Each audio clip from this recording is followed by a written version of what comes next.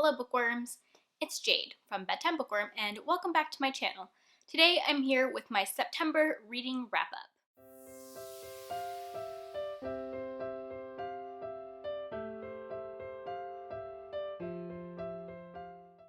I read a total of 5 books in September. That's a pretty average reading month for me, except that one of those books was actually a novella, so maybe a little on the low side, but really not too much to complain about. It was a better reading month than the month before because I actually had 1 5-star read. So out of my 5 books, I had 1 2-star read, 3 4-star reads, and like I said, 1 5-star read. As far as genres, I read from mystery, sci-fi, and horror. And as far as series, 3 of the books that I read were part of a series.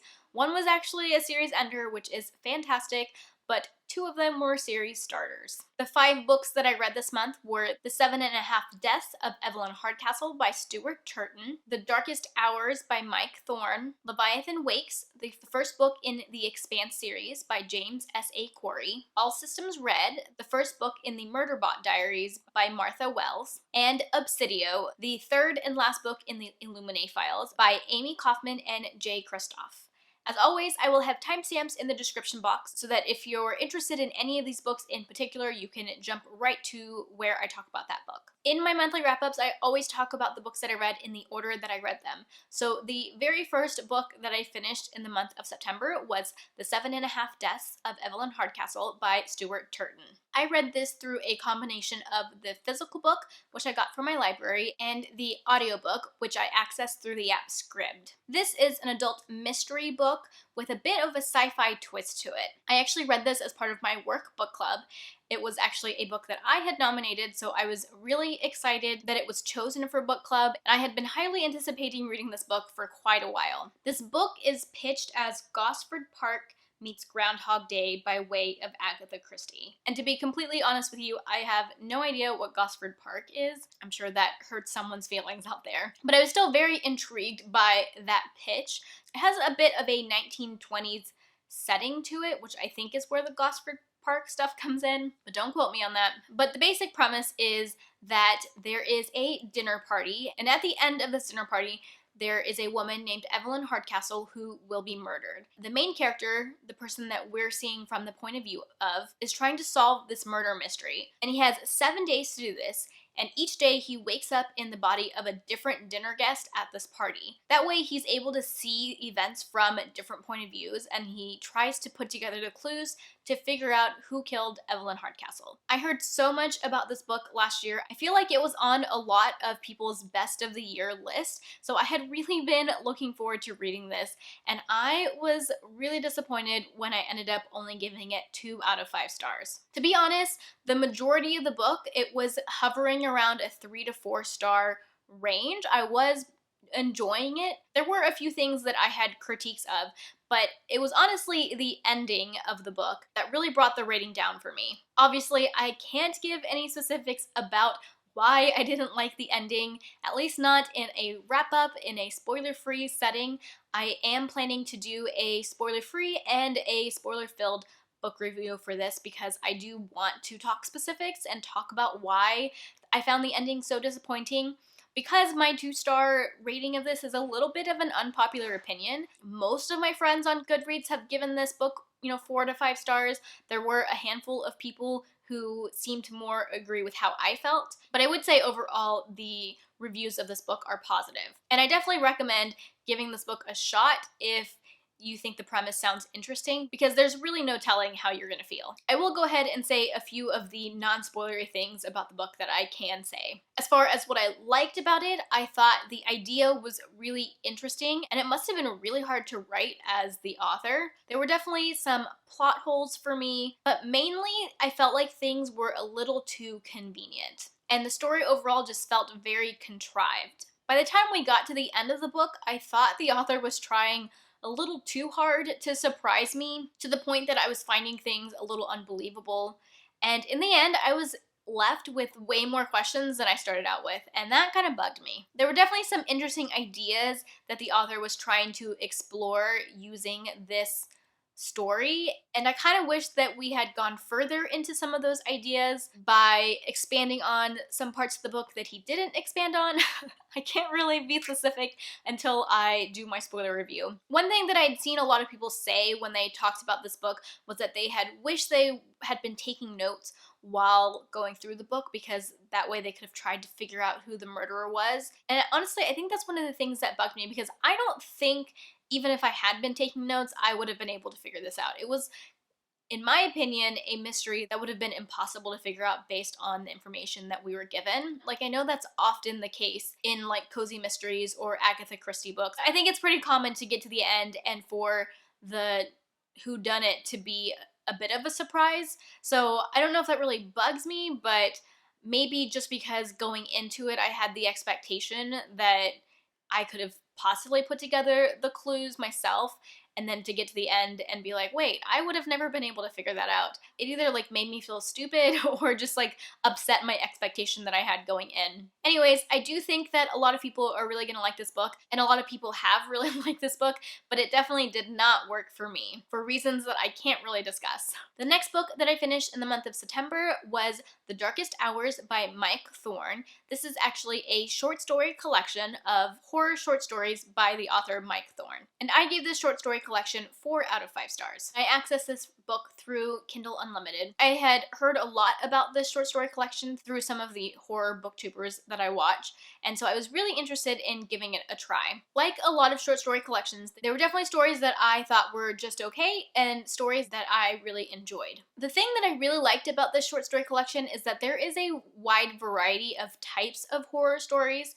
The very first story, which I had heard a lot about through like word of mouth, is a horror story involving a guy obsessed with hair. And it definitely falls into the realm of weird horror, and I am starting to realize that weird horror is not really my thing. But there were so many other types of horror stories in this short story collection, and many of them I really enjoyed. I will note in my Goodreads review the specific stories that stood out to me as ones that I personally enjoyed, but because there's such a wide variety of stories in this collection, I really think that if you're into horror, that there would be something here for everybody. And so because of that, I wanted to give the short story collection 4 stars. Rating short story collections is really hard because I feel like if you always do just an average, then you always end up giving it 3.5 stars. And in my rating system, a 4-star book is something that I would recommend, something that I would want other people to pick up. While there weren't any stories in this collection that I would give 5 stars, I have yet to come across a short story that I want to give 5 stars.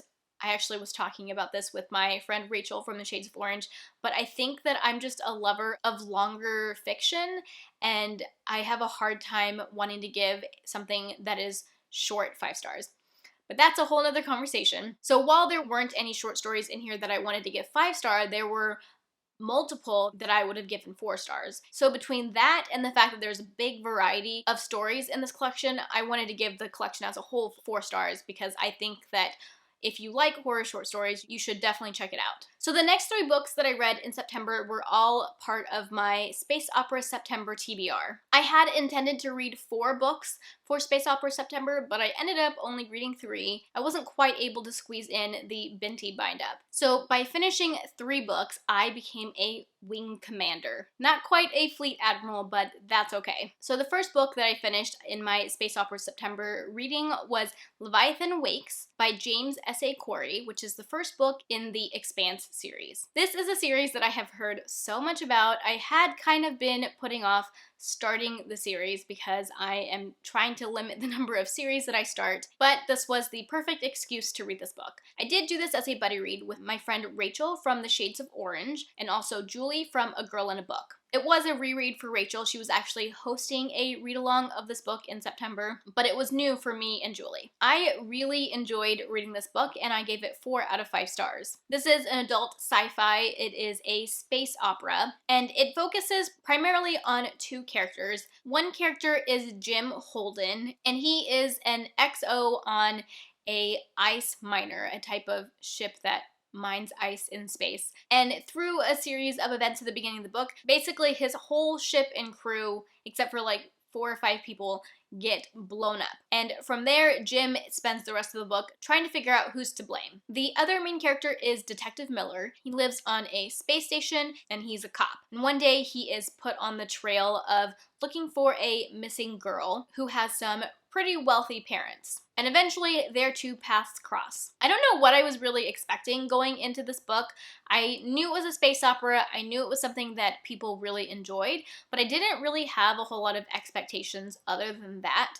I had watched the first 2 or 3 episodes of the show, and so a few of the things at the very beginning of the book were not a surprise to me. The first few episodes of the show, when I watched it, it didn't grab my attention as much as I wanted it to, and so I had decided at that point that I wanted to read the books and then revisit the show at a later point, and I still want to do that. I'm just not exactly sure how far I want to get into the books before I go back and watch the show. So if you have opinions on that, let me know down in the comment section. Because I didn't have a lot of expectations going into this book, there were quite a few things that took me by surprise.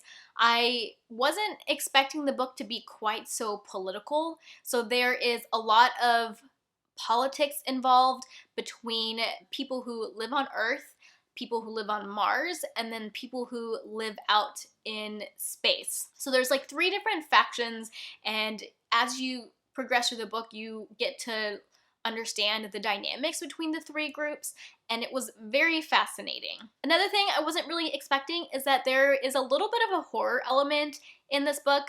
I have heard that the horror element isn't really a big part of the rest of the series necessarily, but I loved the horror element in this book, and when we got to that section, I messaged Julie and Rachel and was like, oh my god, I'm so excited! I can't believe that this is happening, because I was not expecting it to be there, and it was one of my favorite parts of this book. I really liked the character dynamics. There's a little bit of a found family thing going on in this book, and of course there's the mystery and the politics. There was just so much about this book that I enjoyed. I had a lot of fun reading it, and the way that it ended, I'm very antsy to continue on in the series.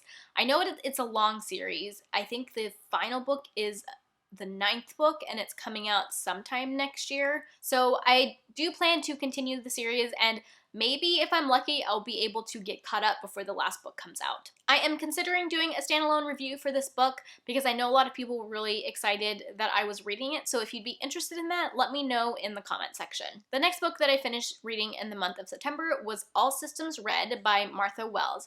This is the first novella in the Murderbot Diaries. I have heard about these Murderbot Diaries for over a year now. Everyone says that they're so funny and they're a lot of fun to read, so I've definitely had my eye on them. I actually was gifted my e-copy of this by my cousin Shannon from the channel That's So Poe last Christmas. So when there was a novella challenge in the Space Opera September prompts, I knew that I wanted to read this one. I gave All Systems Red 4 out of 5 stars because I really enjoyed it and I had a lot of fun reading it. If you haven't heard of the Murderbot Diaries, this novella is about an AI, a robot, who has hacked their own governor module, basically the thing that controls them and makes them follow the rules.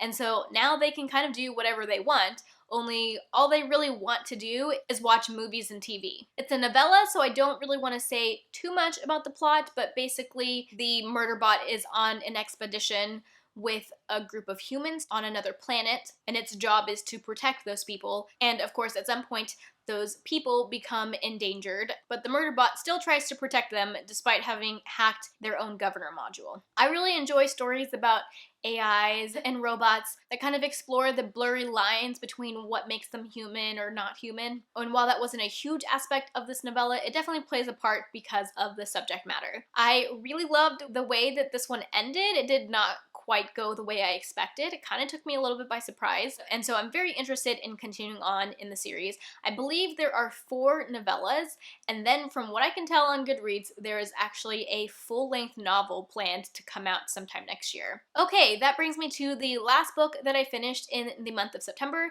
and that's going to be Obsidio by Aimee Kaufman and J. Kristoff, which is the 3rd and final book in the Illuminae files, which I gave 5 out of 5 stars. Honestly, through most of this book, book, I thought I was just going to give it 4 stars, but by the end it kind of surprised me and I gave it 5, which was a similar experience that I had to the middle book in the series, Gemina, which I read during the reading rush. If you don't already know, this series is told through mixed media files. There's chat logs and video surveillance that has been transcribed. There's text from the point of view of an AI. There's some comic-like drawing parts of the book as well. So I definitely recommend getting the physical copy of this if you can. But also, the audiobook is fantastic because it is a full cast narration. Unfortunately, I wasn't able to get my hands on the audiobook of this until the very end, like the last 25%. So I mostly read this out of a hardcover copy that I got out from my library. The little bit of audiobook that I listened to was when I was able to get it out from my library. One thing that I ran into this month that I haven't had any issues with, except for one other month previously, is that Scribd limited my audiobook access. And so I had planned to access the audiobook of Obsidio through Scribd, only to find out that when I was ready to, it was not available to me. So I know I talk about Scribd a lot and I recommend it a lot, and I still definitely do recommend it because it helps me access a lot of audiobooks, but they aren't 100% transparent in what the rules are around what books you can and can't access.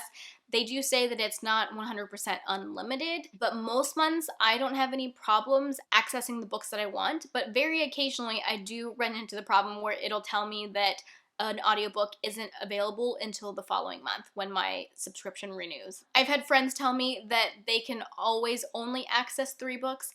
I feel like I've been able to access more than 3 audiobooks in a month, so I don't know if it depends on, maybe some are like premium audiobooks and the ones that I happen to access this month or in September fell into that category. I don't know because they're not fully transparent on it. So I just want to put that out there because I know I talk about Scribd a lot and I recommend it a lot. I still do recommend it because I wouldn't be able to listen to as many audiobooks as I do without it.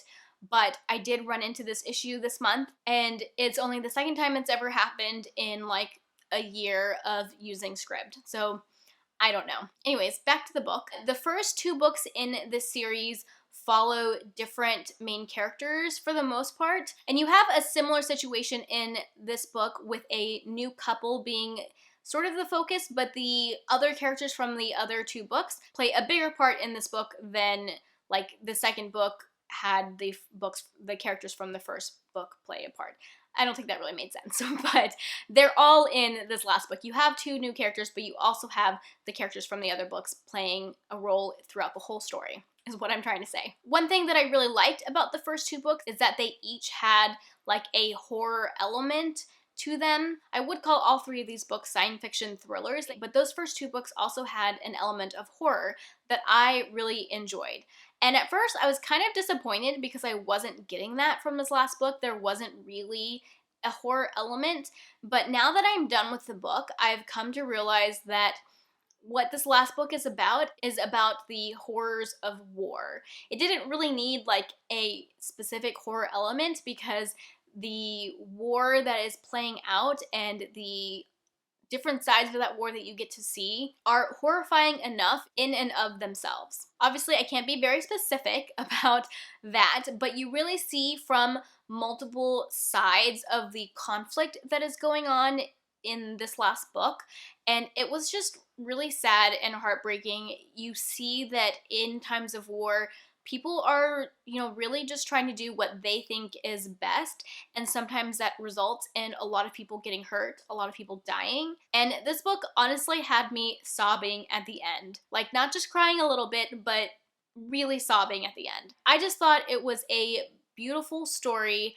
I really liked the way that the trilogy wrapped up. I had kind of expected the ending to not be great. I'd heard that the ending disappointed a lot of people, but honestly, I thought this was a fantastic ending to the series, and I just really loved it. It really was that last 25% where things kind of wrapped up and things got really emotional for me that bumped this book up to a 5-star book.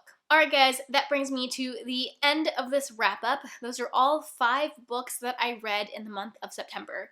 If you have read any of these books, let me know what you thought of them down in the comment section. Or if you want to read them now that you've heard me talk about them, let me know that too. If you like this video, be sure to give it a thumbs up and subscribe to my channel if you like bookish content. that is all I have for now. Thank you so much for watching, and until next time, bookworms, keep reading. Bye. And from there, Jim wants to find out who did this. And from there, Jim, and of course, and that there will be something in, that there will be a few in that I, bye.